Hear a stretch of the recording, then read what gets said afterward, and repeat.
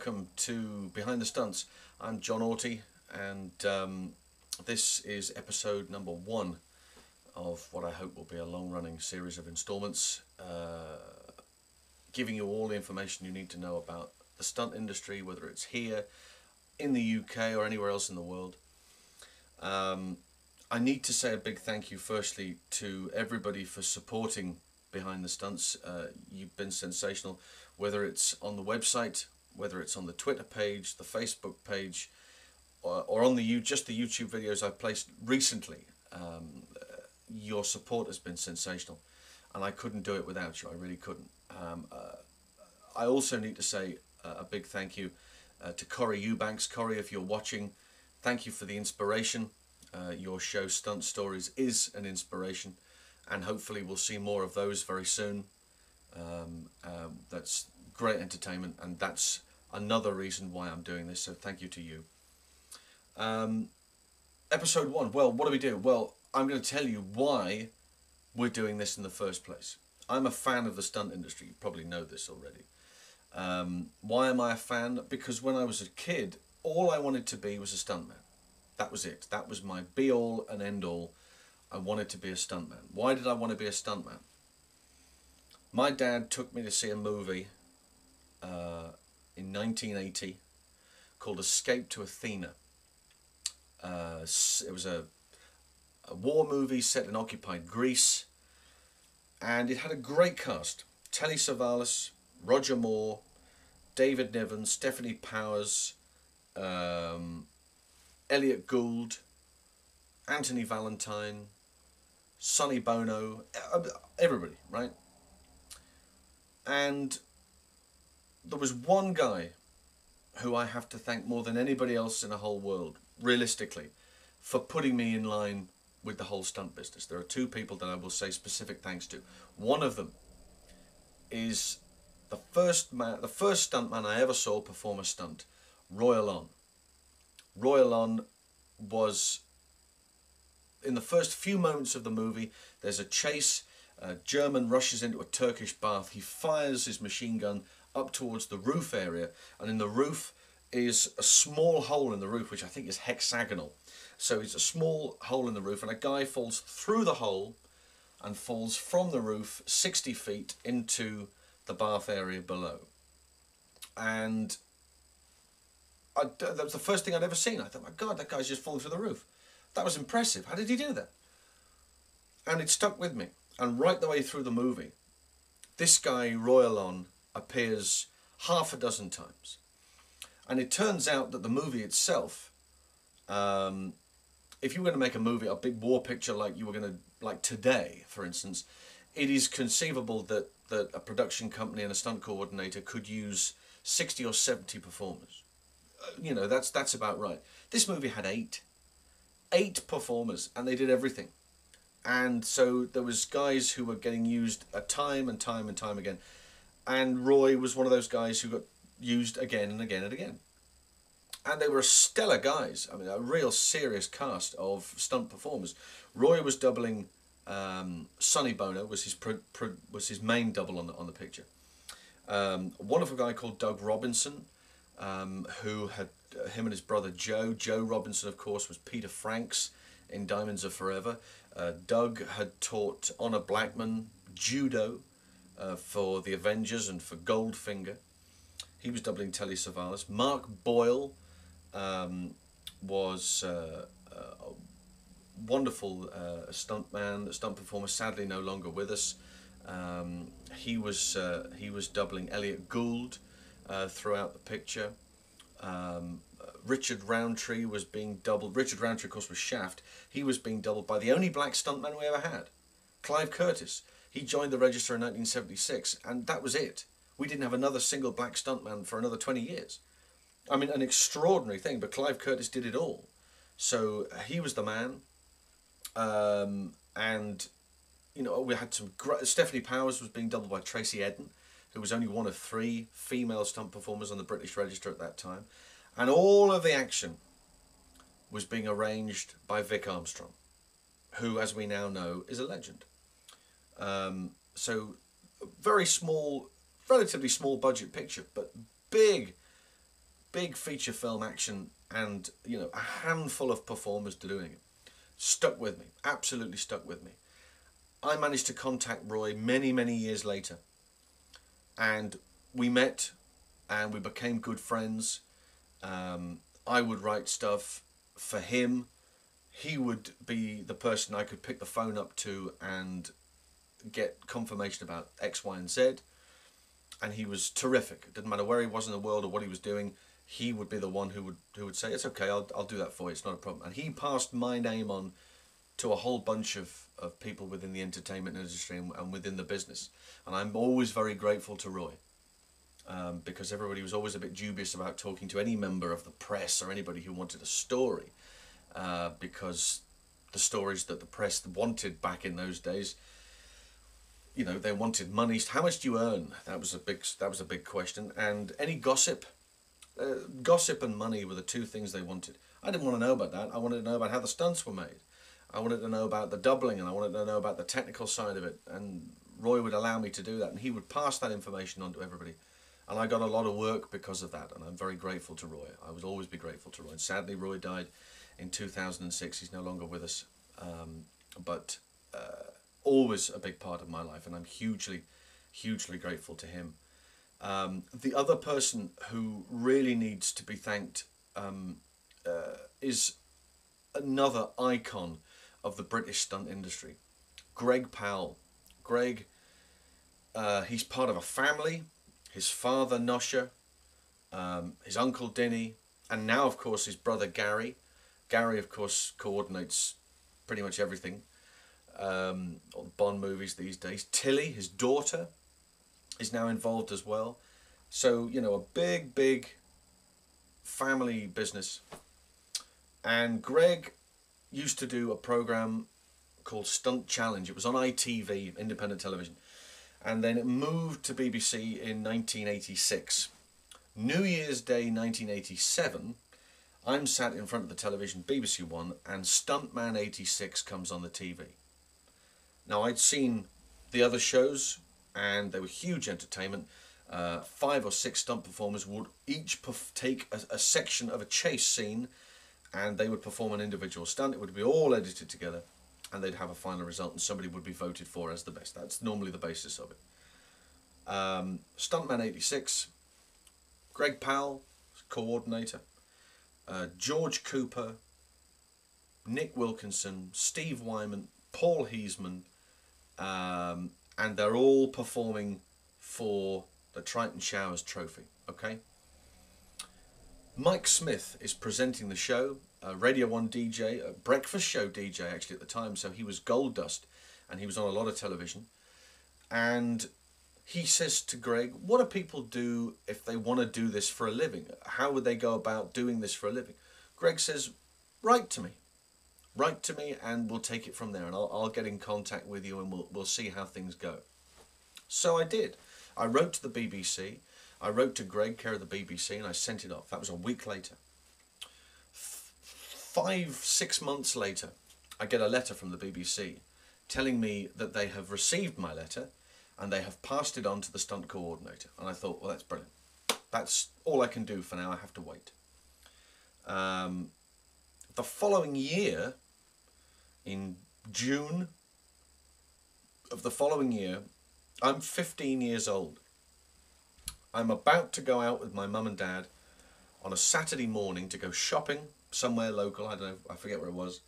We were living in Derbyshire, and we were about to leave, and the phone rings, and my mum goes and answers the phone. She says, hello? Right, I'll just go and get him. And she puts the phone down, and she turns to me and says, there's a Greg Powell on the phone for you. Now, my mum couldn't lie if you paid her. It's just not in her nature. And she certainly couldn't make up a name like Greg Powell, not in a month of Sundays. So I knew it was him on the telephone, and him phoning me on a Saturday morning was like having God on the phone. I mean, it's a ridiculous situation. Greg Powell ringing me, my feet turned to lead. I thought I was going to have a heart attack. I was pounding so much, and I managed to get to the telephone. I went, hello? And Greg was on the end of the phone, And he calmed everything down, and he explained the situation to me, and he said, you know, I believe you're interested and wanted to be a stuntman. I'm filming near you very soon. Why don't you come up and spend the day? And I went to Bakewell in Derbyshire, and they were making a movie. Barbara Cartland, the novelist, a lot of her books were being turned into movies.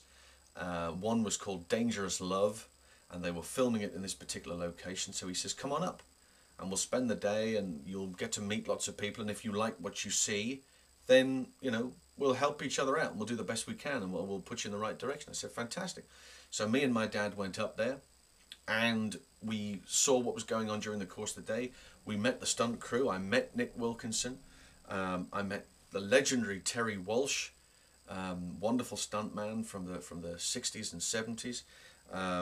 There was a young stuntman who hadn't been on the register very long and was actually acting in this particular movie, called Wayne Michaels, who of course went on to bigger and better things by doubling Pierce Brosnan, jumping from the dam in Goldeneye, amongst certain other things.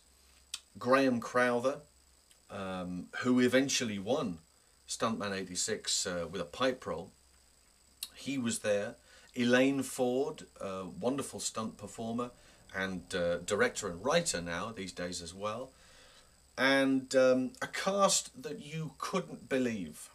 I mean, it was as though I had fallen into some sort of dream.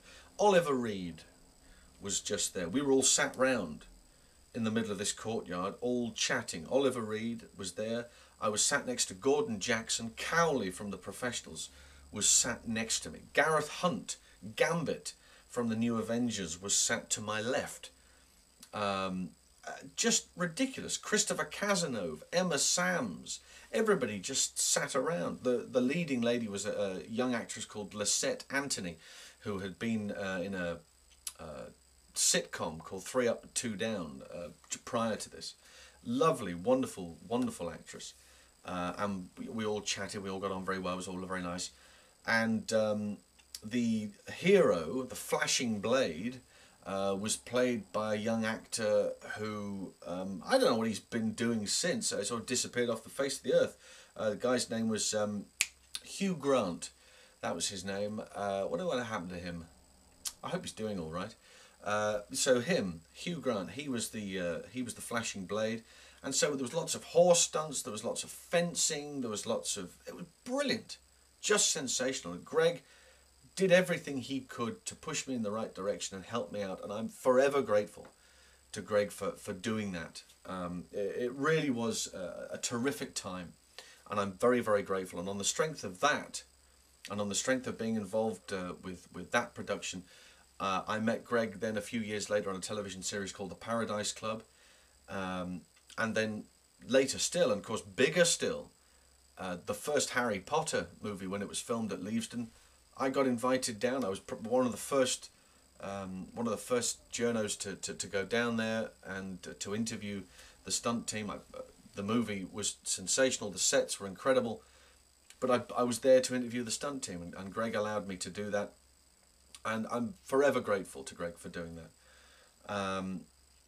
And Roy was very good in being able to get my name about, and on the strength of being involved with Roy, and I got to get onto Bond. I was on Die Another Day with Vic Armstrong, who was terrific for me during the course of the day, really looked after me. I know he was busy, but he was always aware that I was there, and Vic, I'm very grateful to you for doing that. Thank you very much indeed. So that's pretty much how I am now. That's where I am now. I studied, I got my trampolining and springboard and highboard diving and horse riding, and I picked up an injury which was hard to shake. My hips still give me gyp to these days. And not only that, but the money ran out. You know, with all the best will in the world for those people who are training to get on the register, they know as well as everybody else, it's not cheap. It's not cheap, and it's not easy. I was never in a situation where the money was just going to be given to me by parents or by family. I had to earn it, and I think times were hard, so it wasn't really in a situation where I could just do it. And consequently, the money dried up. But my love for the industry, for the business, is still there, and I will go on loving this stunt industry of ours forevermore. And it's because of people like you who have an interest in this sort of thing that spurs me on. So to be in communication with the performers of today, with those wonderful people who actually make all of this action possible, it's a great thrill, a great thrill. And that's why I'm doing this particular show, in conjunction with the website and the Twitter page and various other bits and pieces. So that's where we are today. That's why I've got to the stage where I am now. What's going to happen in the future? Well, you know, all manner of bits and pieces are possible. Just reverting back to what I said earlier on with reference to Corey Eubanks and his show Stunt Stories. What he does at the end of a show is he auctions off items that have been donated by either himself, other stunt performers, film companies, and all that money goes to the Taurus Foundation. The Taurus Foundation has been set up to assist stunt guys and stunt girls who get themselves injured and for one reason or another can't work and therefore can't pay their bills. You know, that sort of thing. It's a fabulous charity. And I wanted to do a similar exercise from over here. He's doing what he can over there. I'd like to do something similar over here. The Taurus Foundation at the present time is all we have. And I wanted to try and do something with reference to that. Now, I put out a request to see if anybody would be in a situation to give me some stuff that I could auction on this show here. And the response has been very favourable. I have particular thanks to Danny Epper, who has said that he has some stuff, maybe from Waterworld, which he can let me have, and that's fantastic. Thank you very much indeed. Andy Armstrong, of course. Andy, if you're watching, thank you very much indeed. I'm very grateful to you. Anything that you can provide. I know you do an awful lot for the Taurus Foundation already, but anything that you can provide, I'd be very grateful for. I also need to, I'm referring to notes here, so that's hence me looking away, but I want to make absolutely sure that I thank everybody I need to thank. I want to thank Dr. Danger. You know who you are. Dr. Danger is in fact a guy called Greg Carpenter, a professional stuntman. And he said, yeah, not a problem. I'll sort you out with some stuff. So thank you very much for you. British stunt performer Johnny Cohen. Johnny is multi-talented. Not only is he a terrific stuntman, he's also a great musician. If you've ever heard any Johnny Wore Black, Johnny Wears Black, Johnny Wore Black, just that's him, right? So great stuff there. And he said, not a problem, I can sort out some stuff for you, so that's terrific. Thank you very much indeed.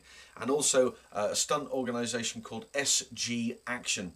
SG Action have said, we've got a whole bunch of badges and stuff and things, and that's all I'm looking for.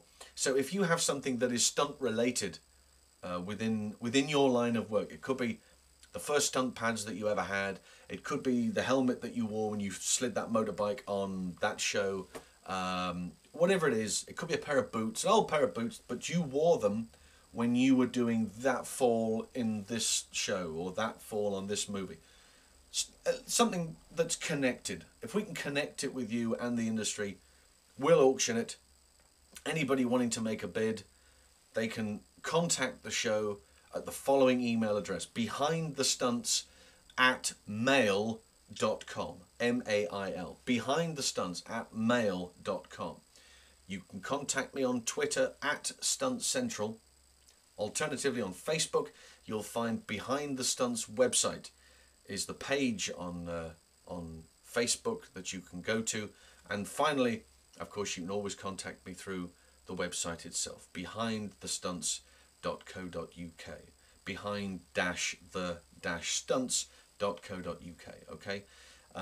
If you go to the Twitter page, you go to any page, go to the YouTube channel, there will be links to all of those, so you won't need to remember all of this stuff, but there'll be links everywhere, so you'll be fine. Thank you very much again for everything that you've done. That's episode 1. It's just a little taster. It's not much, it's just a little taster. And in the future, interviews, I'd like to interview some of you. I'd like to go to where you are and maybe interview some of you.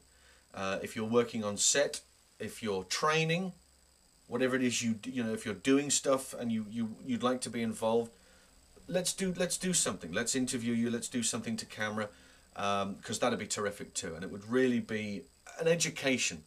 It's a great educational tool, video. So we'll do the very best we can to help each other. Thank you very much indeed, and all the very best to you. Stay safe, and I will see you next time. Okay, thanks again. Bye for now.